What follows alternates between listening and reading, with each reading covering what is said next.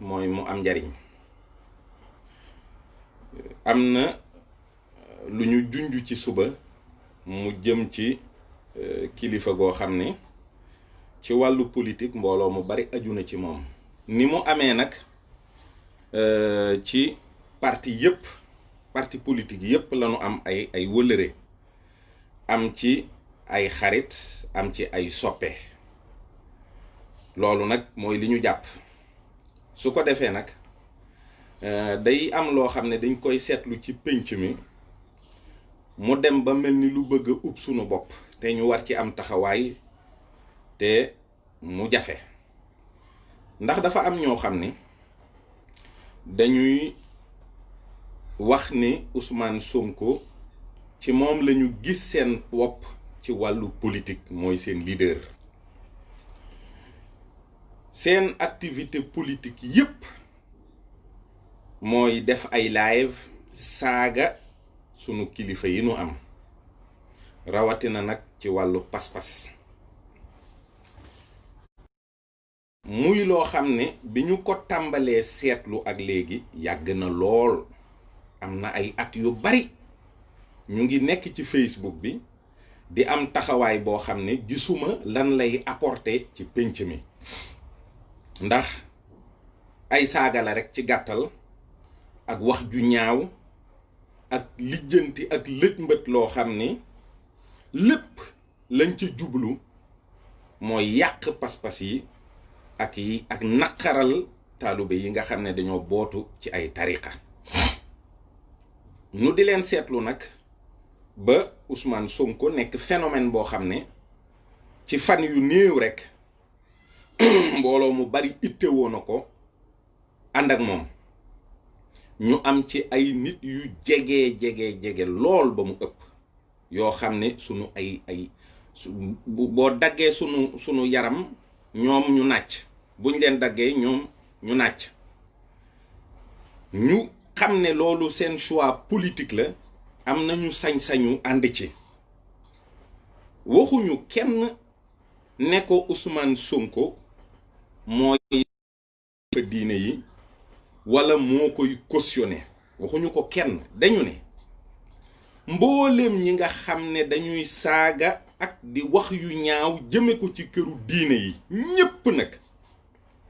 ñaari côté lañu. benn bi mooy ñi nga xam ne il ne se réclame d'aucune école musulmane. ñooñu dañoo réew rekk. ñii xam naa yàmbaa ji moo yëg ci seen bopp, ñii dorog bi ak ñii yenn yu bon yi. su ko defee ñoom seen live am ndey indil ndey, jàppal baay jàppal nijaay dong mooy seen wax, ak wax yu bon ak yoo xam ne dañ koy jëme ci loo xam ne buñ ko xooloon ci seeni wayjur rekk duñ ko def. ñi ci des ay wahabit lañu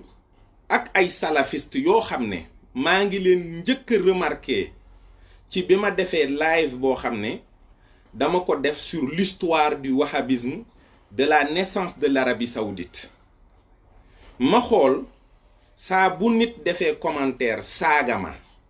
wala mu wax ju ñaaw jëme ko ci kilifa, ma dem xool profil bi. su ma ko xoolee dinaa gis soit photo couverture bi Ousmane Sonko lay doon, biir dina def photo Ousmane Sonko ne mooy leader politique am. ba commentaire yi yépp jeex may gis xeeti nit yooyu ci ay débat ak i groupe Facebook ak i groupe WhatsApp yoo xam ne seen taxawaay moom maara deytaali. waaye ba noppi nag ils se réclament tous autant qu'ils sont de Pastef. loolu nag nekk lu doy waar. bi ma ko seetloo te man ma am fa ay nit, am fay wëllëre ak i xarit, mën nañ leen a liman vous pouvez vous permettre de citer ces gens dans le live parce que man duma tudd seeni tur, jomb naa ko. ñooñu nga xam ne man am naa leen ñu jege Ousmane Sonko, duma ci tudd turu kenn nit ndax ñépp kilifa lañu. ku ma ci jokkool ma ni ko waxal Ousmane ni ko moom day li nuy rus ci moom dafa bari, ndax xam nañu ne mbooloo ku ko boot rekk danga am koo xam ne moom dana la indil ci jalu gàcce ba sa wàll. kon wax dëgg yàlla li nu sopp mooy mu def benn sortie médiatique boo xam ne même bu ko jagleelul loolu mu am loo xam ne da ko ci ber mooy wax ni man parti politique laa créé boo xam ne je défends des valeurs, je veux un Sénégal meilleur, lii ak lii ak lii moo tax ma jóg ne damay politique, damay xeex ngir àq ak yelleefi doomi réew mi ak lu jëmale réew mi kanam. su ko defee nag képp koo xam ne ànduloog man ci valeur yii wala yow saaga mooy sa argument wala wax ju bon rawatina nga jëme ko ci kilifa diine yi ak seen pas-pas, maa ngi lay xamal ni la ànduma ak yow même soo jàppee ne man yow laa àndal. mu leer ba pare membre Pastef yi nga xam ne ils sont tout le temps dans les réseaux sociaux di combattre ñooñu nag ci ay commentaires ak seen virulence bi ak seen perspicacité bi nga xam ne wan nañu ma ko tey jii, ñooñu je suis sûr et certain que bu ñu leen ko wonoon boobaak léegi ils se sont vraiment calmés. kon ba léegi kenn waxatu leen, signaler seeni compte ñu bloqué leen, wax ak ñoom waxin woo xam ne dinañu wane ni ñii kat dañoo bëgg jóg ngir yàqal Pastef waaye bokkuñ ci ñun te ça c'est les ennemis qu'il faut combattre. parce que defe naa képp ku comprendre ni ñuy yàqee système da ngay xam ne ennemi bi ci biir ak bi ci biti bu ñu àndandoo dal sa kaw rek yàqal la. loolu de lañu ko ñaanoon ngir yàlla ak wëllëre bi nga xam ne moom lañu am ak ñu bari ñu jaxasoog moom, ñaan ko itam ngir diggante séeréer ak joolaa.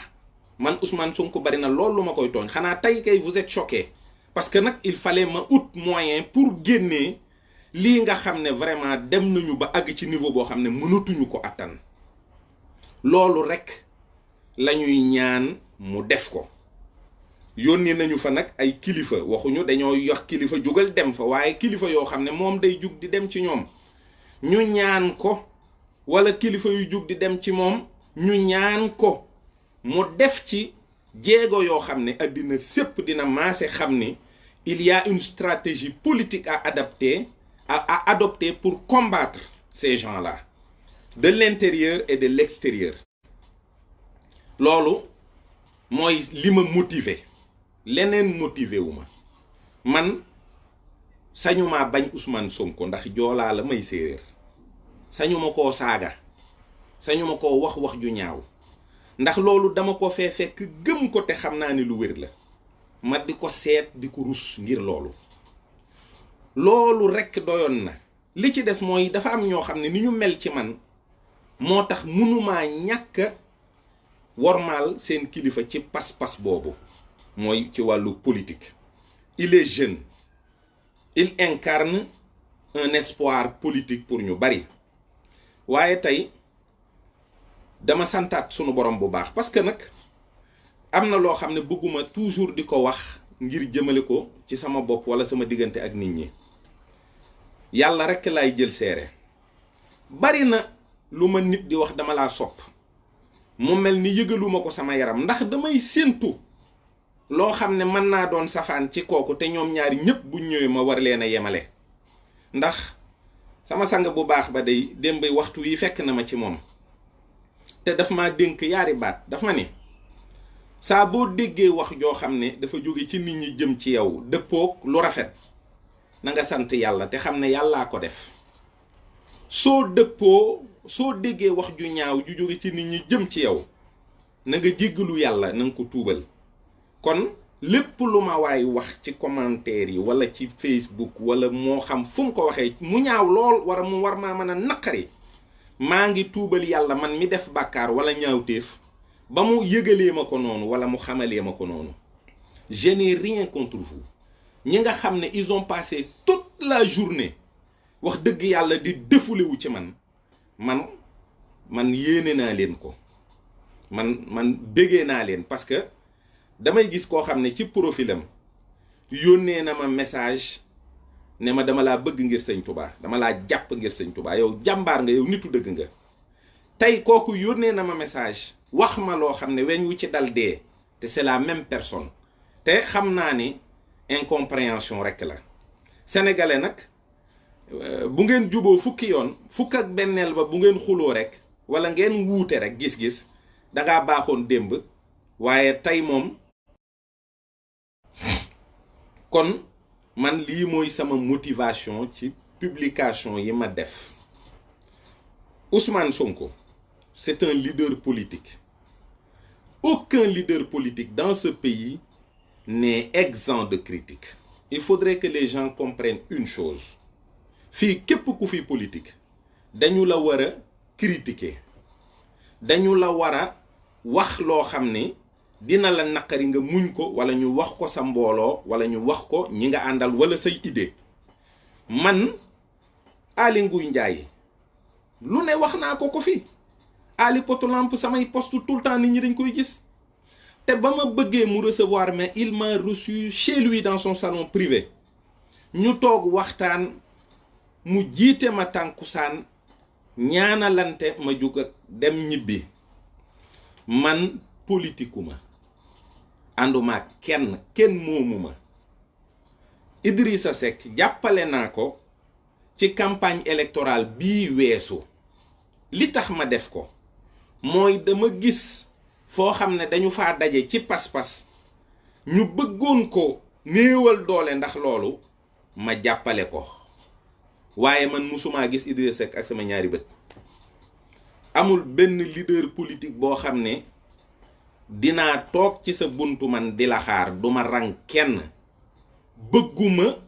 lu neex kenn topp ma kenn man mennum Cheikh Mouhamadoul Bachir képp mooy sama leader tey ak ëllëg waaye nag effectivement je fais de la politique parce que lépp loo xam ne intéressé na sama dundu réew intéressé na askan wi loolu dama ciy wax dama ciy jëf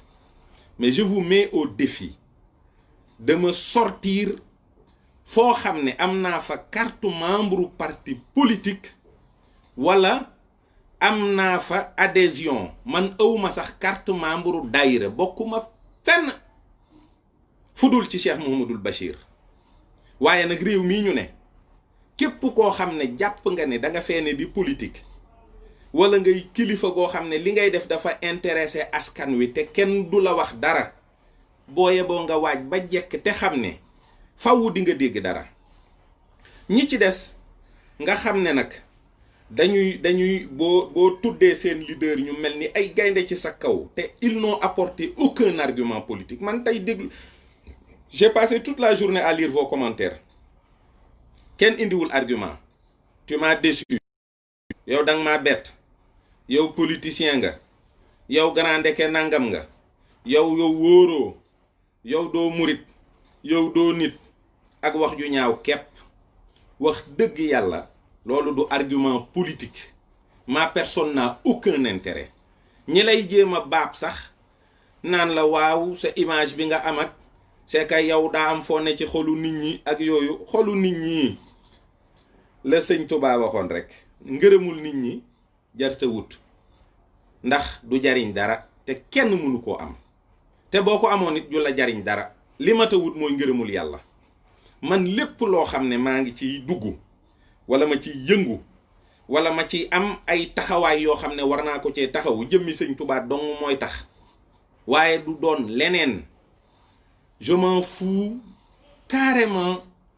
de ce que les gens pensent ci wàllu ay crédibilité ak notoriété ak yow daa am foo ne ak yooyu ak yow non déedéet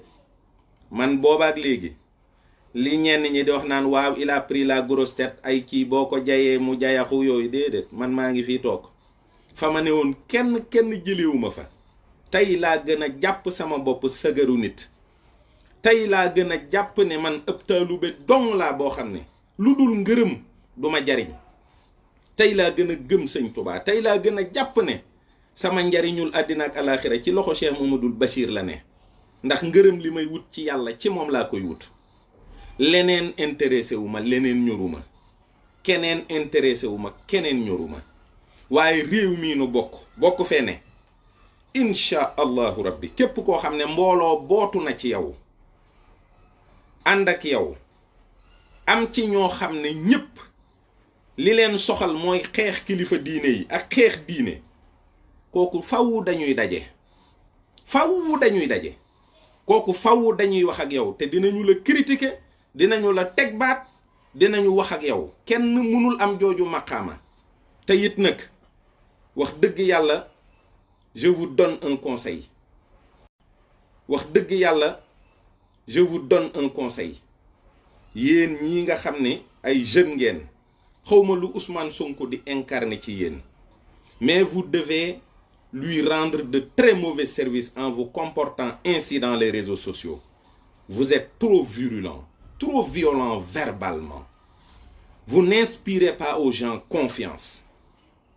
Kon amna lo xamné seen liggéey la wara doon da ngeen a wara góorgóorlu yéen ba bu fekkee bëgg ngeen ay bàjjen yu am doole ay kilifa boot leen ngeen góorgóorlu nag te yaru te ami teggin nag te rafetal ko loolu am na solo lool ndax nun lekkuñu ceebu Sonko joxuñu ñankatang ak tiir lekkuñu bëgg a jëm sunu yoon nekkut ci moom àndunoog dara loo xam ne jàpp nañ ne fii moom moo ñu fi jàpp wala fii la ñu féete waxuma nag en termes d'idéologie